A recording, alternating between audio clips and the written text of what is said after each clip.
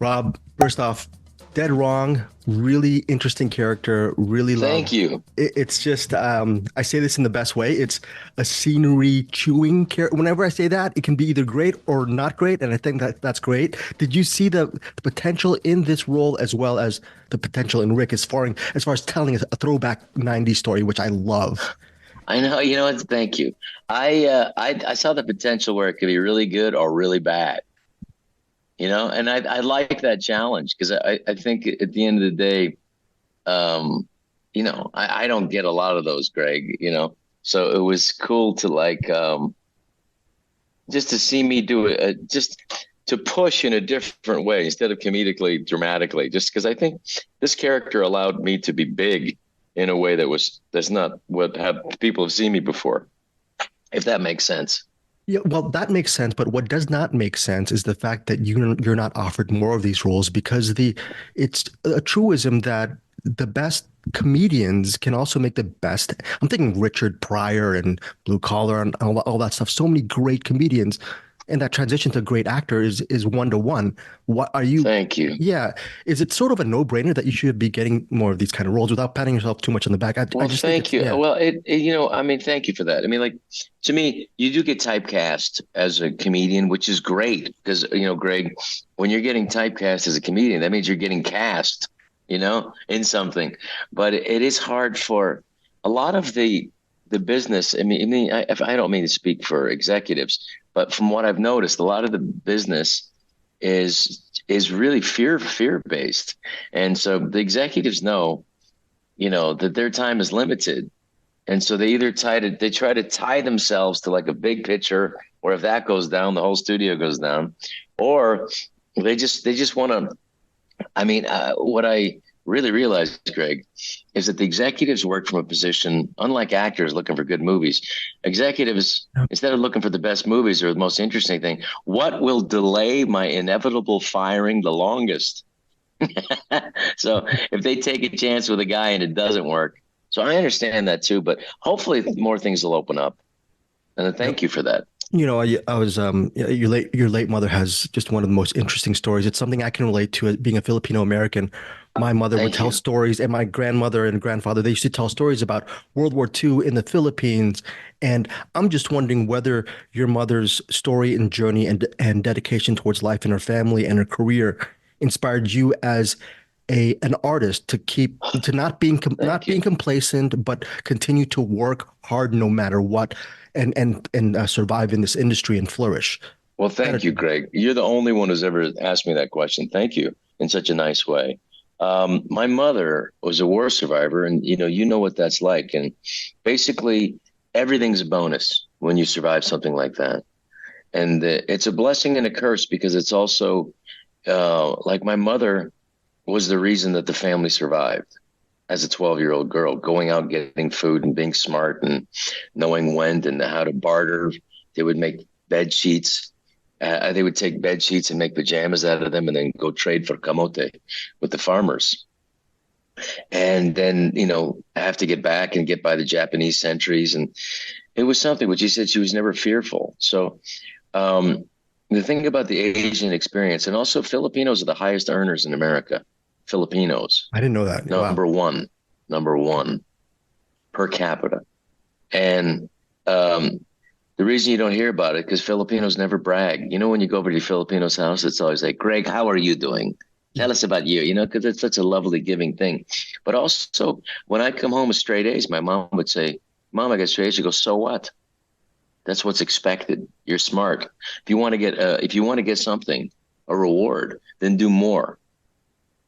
So, I remember going like that. Well, boy, I better do something special here. Well, That's a beautiful quality to have, though. It's teach, I think. you've done a lot of things special, Rob. Growing up as a Thank you. Filipino American, I just in the '80s, first for me it was Lou Diamond Phillips. Then I had to wait several years later for Rob Schneider, and just and Thank you. as a reporter, it was so hard for me to actually. I was so cynical, thinking that day would never come where Filipino American representation, Asian American representation wouldn't be part of this mainstream storytelling. Did you ever think, because you were on the inside, did you ever think that day would come for us Asian Americans, or were you surprised as much as me, or because you're a veteran, you knew that day would eventually come and flourish and I Stories are stories. What happens is if they're a good story, they have a better chance to get made. The problem is that again that fearful thing. It's just what works because maybe I mean the numbers game. I've been around long enough, Greg, and this will make sense for you too.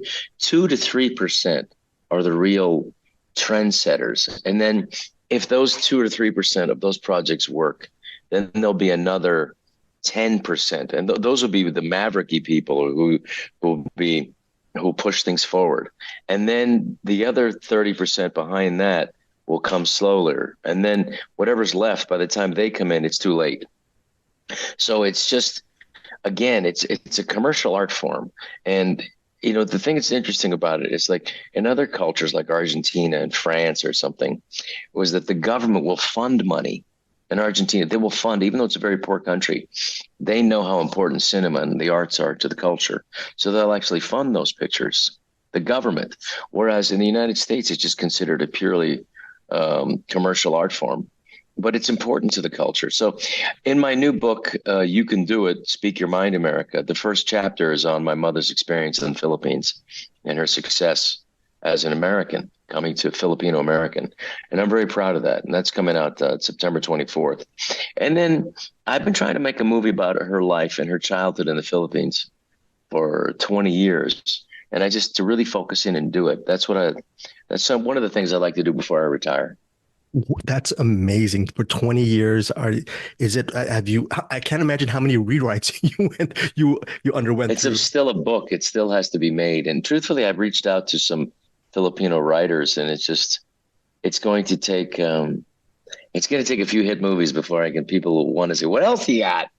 But I'm going to pre-order your book as well. I like the idea of Thank you. speaking your mind because in our society, no matter what political or religious leaning you are, people are afraid to speak their mind because they don't want to be quote unquote canceled. But you are front and center in expressing yourself. Where did that I don't even know if that's courage. Well, Where did, my mother was an activist, a union activist. She was a person who supported the union, but before the teachers union went crazy.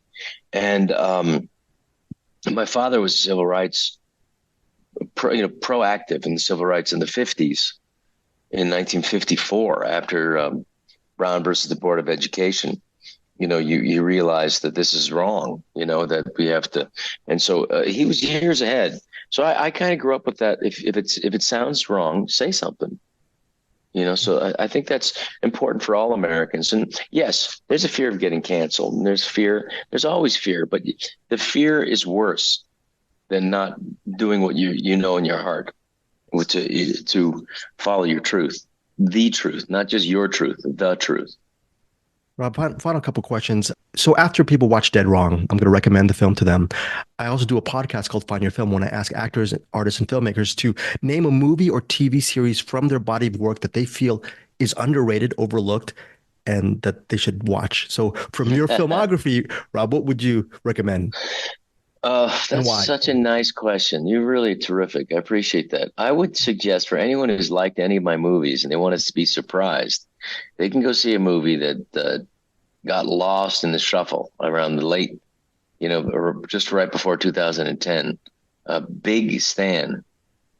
Big Stan. That movie is a really good one. It's David Carradine's last film.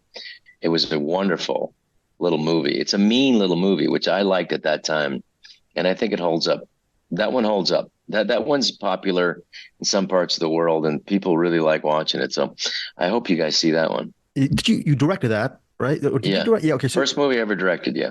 and have you always been passionate as a filmmaker? And I looked at your IMDb. Amor is also in post right now. And what's going on It's with that? done. More Oh, and more is done. There's a new one coming out. That movie's in Spanish, and so we're trying to find a distributor for that because Paramount Pictures, they're the whole studio's in disarray at this point. They're selling the studio. They're selling their streaming service. So they don't know what they want to do, and I don't mind saying that out loud because they don't know what they want to do with the picture. So but it'll see the light of day. If it's a good movie, people will see it.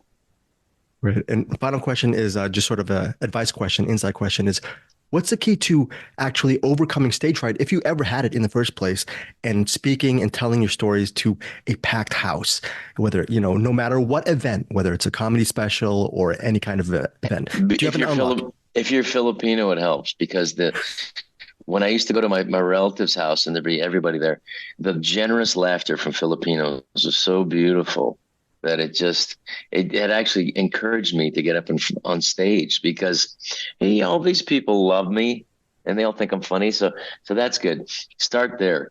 If you're not Filipino, meet Filipinos and then go over to their house and then you'll be comfortable talking because Filipinos will always ask you about you instead of talking about themselves. It's such a beautiful quality. And I I love that. Yeah, Rob, finally, I don't know if you share in the sentiment, but my big regret, it being my early 50s, is I haven't had the time to go back as much. I've only been back maybe 2 or 3 times when I was a We're going to kid. go back soon. We're going to go back soon. I'm going to take my kids because they don't understand. There's like a whole level. Mexico is similar. There's just another level of kindness and an appreciation of life. And, America's great. In America, you work hard, you get your benefits of it, but you tend to live your life for work because of this fictionalized idea of what it's going to be after you're done with the work. And then you spend your life working.